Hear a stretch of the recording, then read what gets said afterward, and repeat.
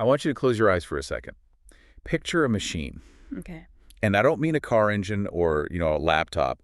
I mean a massive, invisible, global machine that has been churning away for 500 years. Right. It encompasses everything. Your bank accounts, the political arguments you see on social media, the wars breaking out on the news. This machine, Yeah. it has gears made of debt. It has pistons fired by political rage. And it runs on a fuel of raw geopolitical power. That's a striking image. And it changes how you see the world, because usually when we look at the news, it just feels so chaotic, so random. Exactly. It feels like one damn thing after another. But the core argument we are unpacking today is that none of this is random. Yeah. Imagine this machine has a cycle. It loops. It does the exact same thing over and over again, century after century. A predictable pattern. And right now, according to the source material we're covering today, that machine is grinding its gears loudly. It's signaling that we are approaching the end of a very long, very comfortable era. And if you understand the mechanics of that machine, you stop looking at the headlines as these random, disconnected events. Yeah. You start seeing them as, well, almost inevitable steps in a sequence. Which is both comforting in a weird way Yeah. and also absolutely terrifying.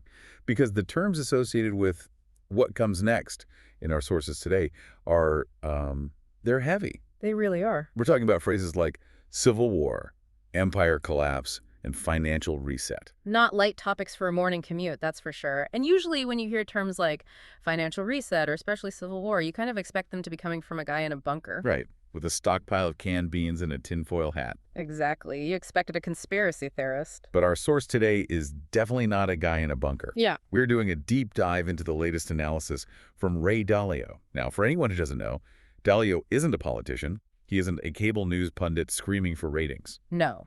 He is a legendary macro investor. He founded Bridgewater Associates, which is, it's one of the largest hedge funds on the planet. And that matters because of his incentives. That's the key. It's everything. Dalio's entire career, his ability to make billions of dollars, depended on him being right about the economic weather. He couldn't afford to be ideological. If he let his personal politics cloud his judgment? He lost money. Simple as that. So he became what he calls a mechanic of history. I love that phrase. A mechanic of history. It's so good. It fits him perfectly. He's not judging history. He's not saying this empire was good or that one was bad. He's just looking under the hood. He looks at the last 500 years of data, from the rise of the Dutch Empire in the 1600s to the British Empire in the 1800s to the American Empire today. He treats history like a data set. Precisely. He's looking for the algorithm. If X happens, does Y follow? And if Y follows, does Z always happen next? And he recently sat down for a very detailed conversation, we're talking hours of discussion, to update his predictions. And I have to say, looking back a year or two, he was kind of derided as a pessimist, right? Jeremiah. Oh, absolutely. A prophet of doom. When he first released his book, The Changing World Order, a lot of critics in the mainstream media said, oh, Ray is just scaring people. The U.S. is fine. The dollar is fine. This is alarmist. I remember that. But now, in this new discussion, he points out that about 18 different people sent this analysis to the interviewer recently. 18. Because it feels like the world has finally caught up to his data. The pessimism is starting to look a lot like the morning news. So here is our mission for this deep dive. We are going to decode Dalio's warning. We need to figure out exactly where the United States and really the entire Western world sits in this big cycle. Where are we on the timeline? Exactly. We're going to look at the specific symptoms of decline that are flashing red right now. And perhaps most importantly, we're going to get to the practical stuff. What does Dalio suggest regular people, what do we do to prepare? Because if the machine is going to break, or at least reset, you want to know where the emergency exit is. Or better yet, how to build a shelter. That's a better analogy. Okay, so let's unpack this framework. Dalio says there are 5 distinct forces that drive history. 5 things we need to watch to understand the weather. Where do we start? We have to start with the engine of the whole machine. Force number 1. The monetary order. The money stuff. The money stuff. This is the cycle of money, credit, and debt. Okay, I know this can get dry sometimes, but the way Dalio describes it, it sounds like a Greek tragedy. It really is that dramatic because it dictates the rise and fall of nations. He says the cycle acts very, very consistently. It usually starts with what we call a hard money system. Right, like 1945. Perfect example. Right after World War II, The United States had won, we established a new world order at Bretton Woods, and the dollar was explicitly linked to gold. Hard money, meaning you can't just print it out of thin air, right? It's tied to a physical rock in a vault somewhere. Precisely. It imposes discipline. If you have the gold, you have the money. If you don't, you don't. It's a very clear, very rigid system. But that doesn't last. It never lasts. Because over time, the cycle moves. You have prosperity. People and governments get confident. They start to borrow. They create credit. Explain that distinction for me, because it's so important. Money versus credit. It's the core of the whole thing. Think of it this way. Money is what settles the transaction right now. It's final. I give you a gold coin, you give me bread. Done. Right. Credit is a promise to pay later. It's an IOU. As Dalio puts it, one person's debt is another person's asset. If I buy a bond from you, that bond is an asset on my balance sheet. I feel richer. But it's a liability. A debt on yours. Yeah. You owe me that money. Exactly. And when everyone feels rich and the economy is booming, everyone wants to borrow more. So the amount of credit of these IOUs just explodes. Right. It's a party. You borrow to buy a house, a car. The government borrows to build a highway, or, more often, to fight a war or fund social programs. But eventually you build up a mountain of debt claims. And then the math turns against you. That's the phrase he uses. The math turns, the debt service payments, just the interest you have to pay on all that debt start rising faster than your income. That's the squeeze. That is the squeeze. And that, he says, is what leads to the final stage of the monetary cycle, the one we are in now. The shift from a sound, hard money system to one where the government has to print money just to survive. We're going to dive way deeper into that. Okay, so force one is the money running out. What's force two? Force two is the domestic political order. This is about how people within a single country treat one another. This is the one that feels the most visceral right now. I mean, you can't go to Thanksgiving dinner without feeling this force. It's palpable. It's the internal conflict. Dalio has these charts that track polarization and populism over time, and they look like a heart attack EKG. The cycle shifts from a period of cooperation and compromise to what he calls irreconcilable differences. Irreconcilable differences. That's a term from divorce court. And that's not an accident.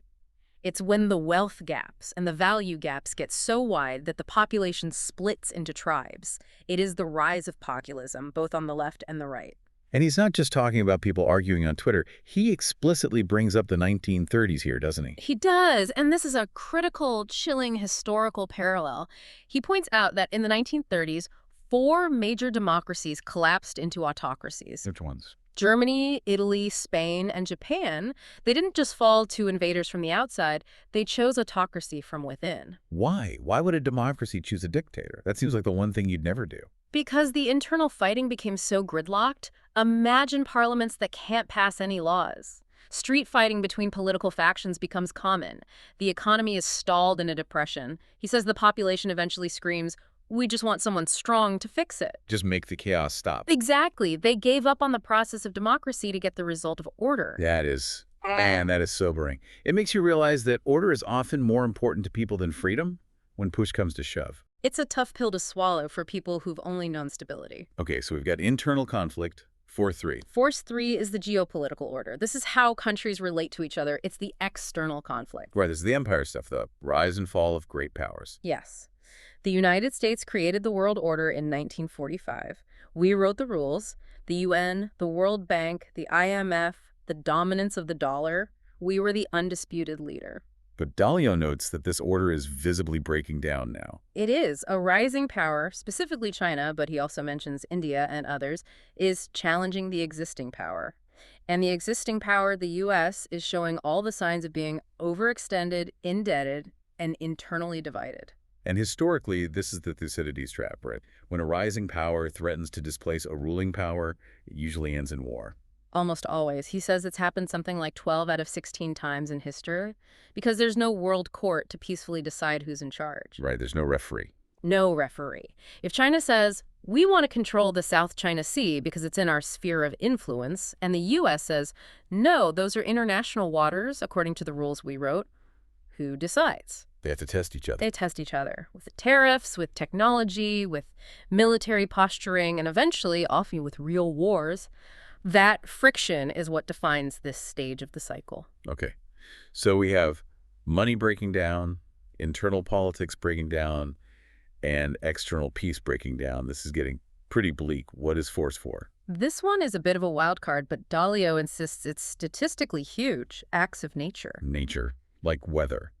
That feels a little out of left field. It does at first, but his data is compelling. He's talking about droughts, floods, and pandemics. He points out that if you look at the historical data, these things have killed more people and toppled more systems than all the wars combined. Really? More than wars? By a long shot.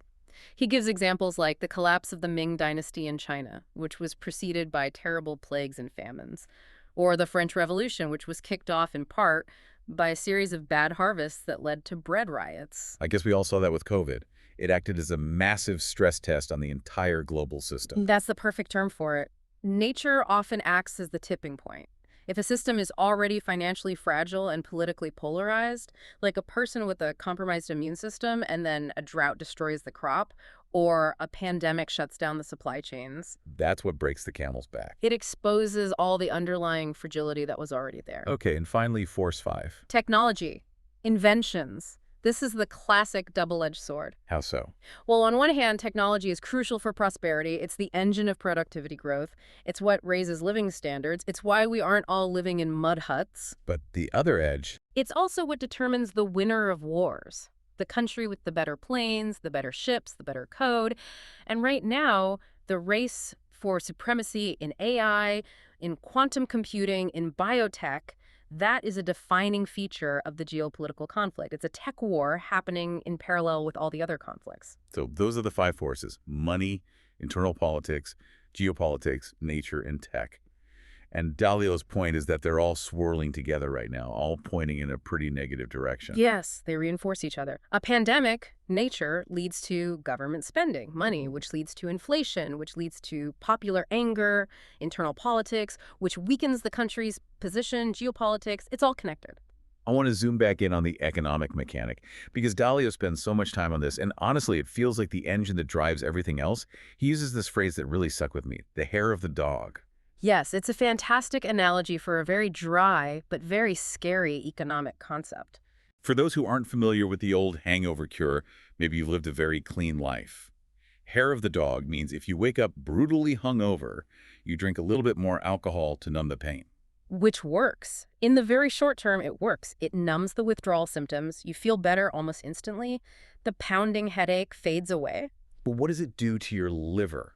What does it do to the underlying problem of your alcoholism? It makes it profoundly worse. You're just delaying the inevitable and much bigger crash. And that is Dalio's view of modern government stimulus. Exactly. He explains the cycle like this. You have a debt crisis. Think 2008 with the housing market or 2020 with the pandemic lockdowns. The hangover is the natural economic consequence. It's the pain of paying back that debt, people losing homes, businesses closing, government austerity. It hurts. And politicians hate pain. Their job is to get reelected, and you don't get reelected by telling people to take their medicine. Precisely. So the government and the central bank step in with the hair of the dog. They print money and issue credit. They hand out stimulus checks. They lower interest rates to zero. They buy up bonds. That's the drink. That's the morning Bloody Mary for the economy. That's the Bloody Mary. And suddenly, everything feels fine again. The stock market roars back to life. People start spending money. Unemployment drops. It looks like a recovery. But you haven't actually fixed the debt problem. You've just buried it under a new, even bigger mountain of debt that you created to pay for the relief. You have cured the hangover by getting the entire country drunk again. But wait, I want to pause on this printing money concept, because we hear that phrase constantly. The Fed is printing money. It sounds like a guy in a basement with a Xerox machine. But Dalio's describing something much more specific, isn't he? How does this actually work mechanically? Right, it's not literal photocopiers, it's digital keystrokes. He breaks it down into a simple supply and demand problem for debt. Think about it this way. The U.S. government spends way, way more than it brings in via taxes. That gap is the deficit. To fill that gap, they issue bonds. U.S. treasuries. They need someone to buy those bonds. Usually that's other countries, right? China, Japan, big pension funds, American investors. Historically, yes. They buy the debt because it pays some interest and it's considered the safest asset in the world. But Dalio points out we've hit a wall. A wall. The debt pile is so massive, we are talking over $34 trillion now. That there literally isn't enough natural demand in the world from those traditional buyers to absorb all the new debt the U.S. government needs to sell every single year. Plus, those foreign buyers are getting nervous. They're getting very nervous. They see the internal fighting, they see the value of the dollar slowly eroding, and they think, maybe I don't want all my eggs in this one basket. So you have a supply and demand problem. Too much supply of debt, not enough demand from real buyers. And if nobody buys the debt, what happens? The government can't pay its bills, it shuts down. Or, to attract buyers, they would have to offer much, much higher interest rates. But if interest rates skyrocket, it crushes the U.S. economy because everyone's mortgage and credit card payments go through the roof. So there are two bad choices. So what's the third option? The hair of the dog. The third option, the Federal Reserve, the U.S. central bank, steps in. They say, don't worry, nobody else wants to buy these bonds, we will. They go into the market, create digital dollars out of thin air with a keystroke, and buy the government's debt. So the government is essentially lending money to itself through the central bank. In a roundabout way, yes. This is what Dalio calls monetizing the debt. And while it keeps the lights on today, it does something insidious. It dilutes the value of every other dollar already in existence. It's inflation. It is the root cause of inflation. You stop the withdrawal symptoms, the immediate economic crash, by taking another drink of liquidity. But the liver damage, the inflation and devaluation, is cumulative and gets worse over time. And Dalio has a really vivid personal story about seeing this happen in real time, right? He talks about being a young clerk on the floor of the stock exchange in 1971. It's a fantastic anecdote because it was his wake-up call. He was just a kid clerking on the floor. At the time, the U.S. dollar was still tied to gold. Foreign countries could, in theory, show up and trade their dollars for U.S. gold. The Bretton Woods system. Right. But on a Sunday night, President Nixon came on TV and announced he was temporarily suspending the convertibility of the dollar into gold. Which was basically a default. The U.S. had promised the world our dollars are as good as gold, and now they were saying, just kidding, take this paper instead. It was a default, plain and simple. And Dalio, being young and logical, walked onto the floor of the NYSE the next morning thinking, this is it. It's a currency crisis. The dollar has been broken. Stocks will tank. It's the end of the world. And what happened? The market exploded to the upside. It rallied. It was one of the biggest up days in market history at the time. Why? That makes absolutely no sense. If the money is broken, why would stocks go up? Because the money was cheapened. This is the key insight he had. If you devalue the currency, the price of real assets measured in that devalued currency has to go up. Give me an analogy. Okay, if a loaf of bread costs $1 and overnight you magically cut the value of every dollar in half, how much does the loaf of bread cost the next morning? $2. Right. The bread didn't get better, the dollar got worse. Stocks, real estate, they work the same way. The market rallied because investors realized the government was choosing the path of devaluation. And Dalio realized then that he hadn't studied history enough. That's what he says. It shocked him so much he went back to the history books. And he found that Franklin D. Roosevelt did the exact same thing in March of 1933. During the Great Depression. Yes. He made it illegal for Americans to own gold and then devalued the dollar against gold. He effectively printed money to fight the debt crisis.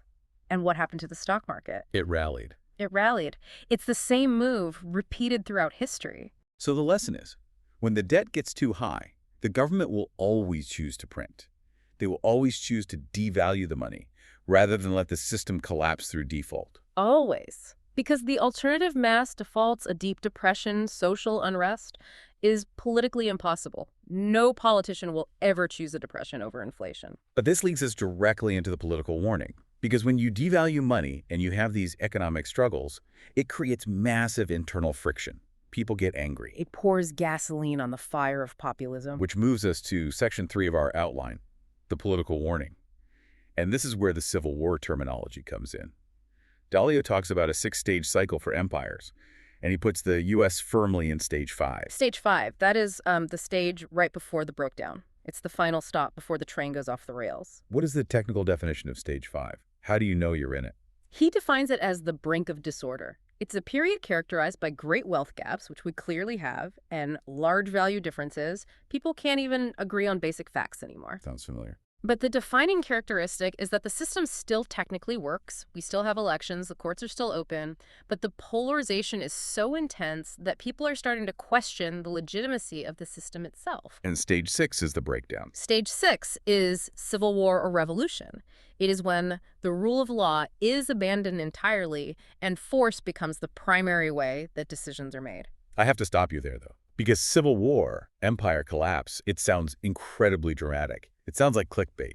We've heard people predicting the end of America since the 1960s. Why should we take this seriously now? Is Dalio just falling into that doom-scrolling trap? It's a very fair pushback, and he actually addresses that skepticism in the interview. He admits that he's been called a Jeremiah, a prophet of doom, for years now. So what's his defense? His defense is that he isn't looking at feelings or news headlines. He's looking at mechanics. He has a checklist of specific, quantifiable symptoms of stage 5. He's not saying it feels like we're heading for a civil war. He's saying the country is now exhibiting these 5 indicators that have appeared before every major internal conflict in the last 500 years. Okay, so what are these symptoms? How do we know we are in stage 5? Let's go through the checklist. He lists a few big ones. The first, which we touched on, is irreconcilable differences. This is when politics moves from being a game of compromise to a game of war. It's not, I disagree with you on tax policy, but we can find a middle ground. It's, if you win, I lose everything. My country, my values, my way of life is over. Exactly. It becomes a win-at-all-costs existential battle. Every election feels like the most important election in history, and the losing side feels like the country has been stolen from them. We definitely see that. What's the second symptom? The second is the loss of rules. This is critical. People stop trusting the institutions that are supposed to be the neutral referees of society. Like the courts. The courts are the big one. The Supreme Court, the Department of Justice, or the electoral system itself. When a large portion of the population starts to believe the system is rigged by the other side, the game is almost over. He mentions that explicitly, that if people think the Supreme Court is just another political weapon, just a team of politicians in robes, then the rule of law dissolves. Because why would you follow a ruling from a referee you believe is wearing the other team's jersey? You wouldn't. You'd flip the board over. Okay. And the third symptom? The third, which I think is the most psychological and the most dangerous, is dehumanization. This is the tribalism part. This is the deep, dark part of tribalism.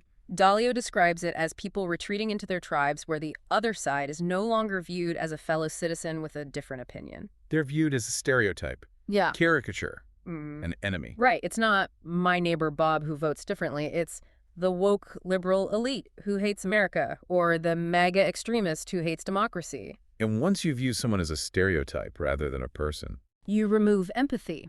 It becomes justifiable to fight them, to hurt them, to silence them, or to bypass the rules to stop them for the greater good. Dalio notes that this pattern plays out like a movie script. He has seen it in the data for the French Revolution, the Russian Revolution, the Chinese Civil War. The stereotyping always precedes the violence. So when the system jams up at stage 5 with all these symptoms flaring, people start looking for a way out. This brings us back to that autocracy point. Yes, it creates a vacuum. When the democratic process is gridlocked and people are fighting in the streets, it opens the door for what Plato called the benevolent despot. It's fascinating that a modern hedge fund manager is quoting Plato from 2,500 years ago. But he says the mechanics haven't changed. He references Plato's book, The Republic. Plato argued that democracies inevitably devolve into this kind of chaos because of wealth gaps and populist conflicts. And the natural outcome is a strongman. A strongman, yes. To stop the fighting, the system naturally gravitates toward a single powerful leader who can impose discipline. Dalio calls it a benevolent despot. Benevolent, meaning well-meaning, but despot, meaning dictator. A dictator for the people's own good. Right. Someone who can step in and say, enough, the fighting stops. Here are the new rules. I am forcing you to balance the budget. I am forcing you to stop the riots. It runs completely contrary to modern democratic ideals, but Dalio is observing this as a historical mechanic. When the system jams, someone usually comes along to force the gears to turn. And when stage 6 actually hits, when the breakdown happens and the fighting starts, Dalio says individuals are left with 3 choices. And they are pretty stark choices. They are. The first choice is you pick a side and you fight. You join the Civil War. Which he says ends in regret for almost everyone involved. He's very clear on that. He says the people who march off to war with trumpets blaring and flags waving usually end up horrified by the reality of it. War is not glorious. It is ruinous for everyone. Okay, so that's choice one. What's choice two? Choice two is you keep your head down, you try to stay out of the crossfire, you hide in your house, and you hope you don't get hurt. A passive approach. And choice three. You flee. Flee. Just leave the country. He points out, very soberingly, that the history of immigration is largely the history of people fleeing hell. When the system breaks, when the civil order collapses, the people who have the means to leave do leave. They go to places where there is order and safety. Which is a perfect transition, because if you're going to flee, or even if you're just trying to survive the chaos at home, you need to understand this really interesting economic concept he brings up, the difference between wealth and money. This was the part of the interview that really made me sit up straight, because it's a distinction most of us completely ignore. We use the words wealth and money as synonyms, but he says they are practically opposites. How can they be opposites? If I'm wealthy, I have a lot of money. That's the definition. Not necessarily. Think about it this way. Imagine you own a successful business or a lot of real estate or a big stock portfolio. On paper, on your brokerage statement, you're worth, say, $10 million. That is your wealth. But how much money do you have? Money, as he defines it, is the liquid medium of exchange you use to pay bills. Cash. Short-term government bonds. How much of that do you have in your checking account to buy groceries? Maybe just a few $1,000. The rest is tied up in assets. Right. Your wealth is illiquid. It's trapped in the stock in the building. Now imagine a crisis hits. The market panics. You need cash, actual money, to pay a big tax bill or cover a margin call. You go to sell your stock. But everyone else is trying to sell their stock too. There are no buyers. So the price just collapses. It drops to zero, and suddenly that $10 million in wealth evaporates. It was never real money. It was a valuation based on a functioning system of credit and confidence. And when the confidence goes, the valuation goes with it. Dalio's warning is that the world is currently full of this kind of wealth-inflated stocks, high real estate prices, but there is very little actual money, cash gold, to back it all up. When everyone rushes for the exit at the same time to convert their so-called wealth into money, they discover the money isn't there. That is the illusory wealth concept. It's a bubble. A massive bubble in everything. He also ties this into the wealth gap in a really surprising way. He dropped a statistic that actually made my jaw drop. He said something like 60% of Americans have below a 6th grade reading level. Yes, it's a shocking figure. I had to double-check it myself after hearing it, but various studies on adult literacy in the U.S. show some truly alarming numbers. And he uses it to highlight the structural nature of the problem. What's the connection? The connection is this. If a majority of your population is struggling with basic literacy and numeracy, how can you possibly have income equality in a high-tech, AI-driven economy? You can't. It's impossible. You create a massive class of people who are left behind. And that lack of opportunity and education is what fuels the populism and the anger we talked about earlier. It connects everything. The lack of education leads to the wealth gap. The wealth gap leads to political polarization. The polarization leads to stage 5 gridlock. And now the government, which is broke, is looking for ways to solve its debt crisis. And Dalio thinks they're going to look at that giant pile of wealth and try to tax it. Wealth taxes. Go where the money is. It seems logical to a politician in a panic. The billionaires have all the wealth, let's just take some of it. But Dalio points out the dangerous catch-22. What's the catch? If you impose a wealth tax, say a 2% tax on someone's stock portfolio, they have to sell 2% of their stock to get the cash to pay the tax. Which, if everyone is doing it, drives the stock price down. Exactly. It creates a forced selling cascade that destroys the very wealth you were trying to tax in the first place. And even more importantly, it scares the capital away. This is the migration of wealth concept. He says money is already on the move. It absolutely is. We see it happening domestically in the U.S. all the time. People and businesses moving from high-tax, high-conflict states like California and New York to places like Florida, Texas, and Wyoming. Lower taxes, maybe a more stable political environment. But it's also happening internationally. He was in the UAE during this interview, and he mentions that place specifically as a magnet for global capital right now. Why there? Because he says people and money are seeking two very simple things: civility and opportunity. Civility and opportunity. It sounds so simple, but it's so powerful. But when you are living in a stage 5 country, civility becomes a rare and valuable commodity. And capital is cowardly. Money is cowardly. It runs away from conflict. It runs away from unpredictability and high taxes. And when the money leaves, you get what he called the hollowing out effect. Right. This is the death spiral for a state or a country. If the top 10% of earners who pay something like 80% of the income taxes decide to leave because of the conflict or the taxes, the tax base collapses. And then the government has even less money to pay for schools and roads. So they have to print even more money, which causes more inflation, which causes more anger, and drives more productive people away. It accelerates the entire negative cycle. Okay, so if the dollar is being systematically devalued and traditional wealth in stocks and bonds is illusory, where does Dalio think safety lies? This brings us to Section 5, Gold, CBDCs, and the Future of Money. Dalio is known as a big gold guy, isn't he? He is, but not for the reason most gold bugs are. Yeah. He's not pounding the table saying gold is going to $1 million an ounce. He doesn't view it as a speculation. How does he view it? He tells the interviewer plainly, it is the third largest reserve currency held by central banks in the world. He views it as money, alternative money. But why gold specifically? Why not Bitcoin? Why not real estate? Well, he's not against diversification, but he focuses on gold for one very specific, very technical reason. It is the only financial asset that is not simultaneously someone else's liability. Unpack that for me. That sounds like banker speak. Okay, let's break it down. If you hold a government bond, that's an asset for you, but it's a liability, a promise to pay from the government. If the government goes broke or decides to inflate away the debt, your asset becomes worthless. Right. If you have money in a bank account, that's your asset, but it's a liability on the bank's balance sheet. If the bank fails, you're relying on government insurance. But gold, if you hold a gold coin in your hand, it's just gold. Yeah. It's an element on the periodic table.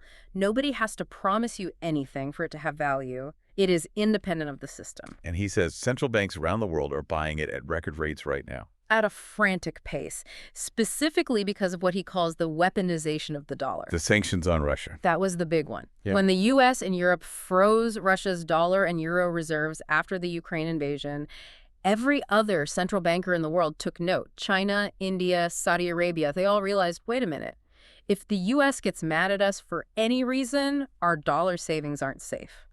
So they're desperately trying to diversify into a neutral asset, and that asset is gold. Now, on the complete flip side of this independent money is the ultimate dependent money. CBDCs, central bank digital currencies. The digital dollar, the digital yuan. Dalio is very clear here. He thinks these are coming. They are inevitable. Why inevitable? Because they are extremely efficient for the government. Transactions are instant and almost free. It makes moving money around much easier. But he sounds pretty skeptical about them as a good thing for individuals. He's more than skeptical. He's warning about them. He sees two massive dangers. First, the total and complete loss of privacy. The government will see every single transaction you make in real time. Every coffee you buy, every political donation you make, every book you purchase. That's a surveillance nightmare. And the second danger? Control. A programmable currency gives the government a level of control that dictators of the past could only dream of. They could instantly tax you or sanction you, or even just shut off your funds if you are deemed politically disfavored. That is the truly scary part. Imagine you go to a protest the government doesn't like, and suddenly your digital wallet stops working at the grocery store. That is the capability CBDCs introduce. And because of that risk, Dalio doubts that any single country's CBDC will ever be accepted globally as a major store of wealth. Who would trust the Chinese government, or frankly, even the U.S. government, given the current polarization, with that level of direct control over their life savings? Speaking of China, he touches on them briefly.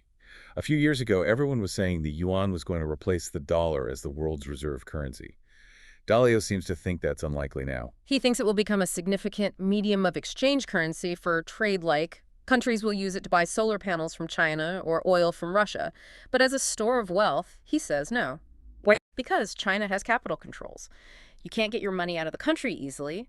And more importantly, they don't have a deep, trusted history of property rights. He calls it a system of anti-wealth protection. So global investors are not going to park their life savings in a currency where the rules can be changed overnight by the Communist Party. So if the dollar is shaky, and the yuan is untrustworthy, and CBDCs are a surveillance and control nightmare, we're kind of back to gold, aren't we? Gold and a globally diversified portfolio.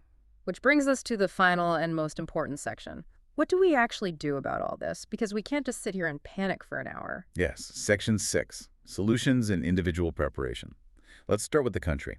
Is there a way to fix the U.S. debt problem without the crash? Is there a way off this train? Mathematically, yes. Politically, Dalio says no. Absolutely not. Why? Why can't we just fix it?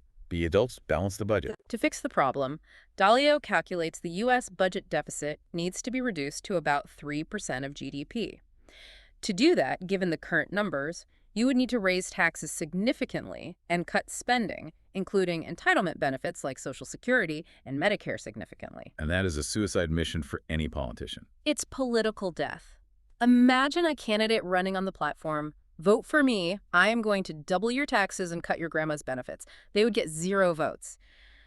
So Dalio concludes that this kind of painful austerity is politically impossible. So the government will always choose the easy way out, the print and inflate route. It is the path of least resistance. It hides the pain in a slow, steady erosion of purchasing power through inflation, rather than through explicit cuts and taxes that people can see and get angry about. Okay, so the country as a whole is likely stuck on this path. What about us, the listeners, the people trying to navigate this? Dalio has this paradox that I love. If you worry, you don't have to worry. It's a great philosophy. It basically means if you are worried enough about this stuff to be listening to this deep dive right now, you will probably prepare. And if you prepare, you will likely be safe. It's the people who don't worry, the people who are complacent and assume everything will be fine, that is when you get wiped out by the storm. So let's worry a little bit in a productive way. What is the actionable advice? He breaks it down into 3 categories: financial, location, and personal. Let's hit financial first. What's the plan? Diversify. That is the golden rule, now more than ever. Do not hold all your wealth in one currency, especially not all in cash dollars, and don't hold it all in one country. He suggests a gold allocation somewhere between 5% and 15% of your portfolio, simply as insurance. It's not to get rich, it's to not get poor. That's the perfect way to put it. It's a hedge against the currency going crazy. The rest should be in a well-diversified portfolio of global stocks and inflation-linked bonds. And what about location? Be mobile. He emphasizes this over and over. Look for places with civility and opportunity. If you are living in a city or state where the internal conflict is getting violent or the tax base is collapsing and services are failing, have a plan to move. That's a big step for a lot of people. It is, but remember his third option in a civil conflict? Flee. It's better to move proactively to a stable place than to be forced to flee a chaotic one. And finally, the personal advice. This was surprisingly wholesome coming from a billionaire macro investor. It really was. It showed his his deeper thinking on this. He went back to the absolute basics. Rule 1, earn more than you spend. Simple but hard. Simple but vital. Basic solvency matters more than ever in a crisis. But his biggest piece of advice, the one he ended on, was raise your children well. Focus on character. Character and civility. He said if you raise kids who are educated, capable, and civil, who know how to learn and how to get along with other people, they will be fine no matter what the big cycle does. They will be adaptable. They will thrive in any environment. And he also had a warning about getting sucked into the fight. Yes, a very strong warning. Stay out of the Civil War. Do not let the tribalism and the political hatred consume you. It is dangerous, it is emotionally draining, and historically, it is a losing game for almost everyone who plays it. It's a lot to digest. It feels like we're standing on the edge of a cliff looking down at the sweep of history. We are. But remember, Dalio's point isn't to scare us into paralysis. His goal is to show us the mechanics so we can navigate what's coming. It's just weather. He sees it as a hurricane. You don't get mad at the hurricane. You just board up the windows and make sure you have supplies. So let's wrap this up. The big cycle, this 500-year machine, is turning. We are in stage 5, the brink of disorder. The debt is at historic highs, the internal conflict is hot, and the old geopolitical order is cracking. And the transition to stage 6, the breakdown, isn't guaranteed, but all of the 5 major forces are pushing in that direction. Avoiding it would require a level of bipartisan leadership and collective sacrifice that, let's be honest, we just aren't seeing right now. And that leaves us with a final thought to chew on. Dalio mentioned that most of us assume stability is normal. We assume the system will always work, the money will always be good. Why? Because that's all we have ever known in our lifetimes. We were born into the American peace. But if you zoom out and look at those 500 years of data, you realize stability is actually the exception. Disorder, conflict, and reset. That's the historical rule. So the question for you, listening right now, is this. If the system, the rule of law, the value of the dollar, the supply chain that stocks your grocery store, stopped working tomorrow, what is your backup plan? It's a heavy question, but thinking about it and answering it for yourself might be the most important thing you do this year. On that cheery note, thank you for diving deep with us. Look at the world through the lens of the cycle, not just the daily headlines. We will catch you on the next one. Stay safe out there.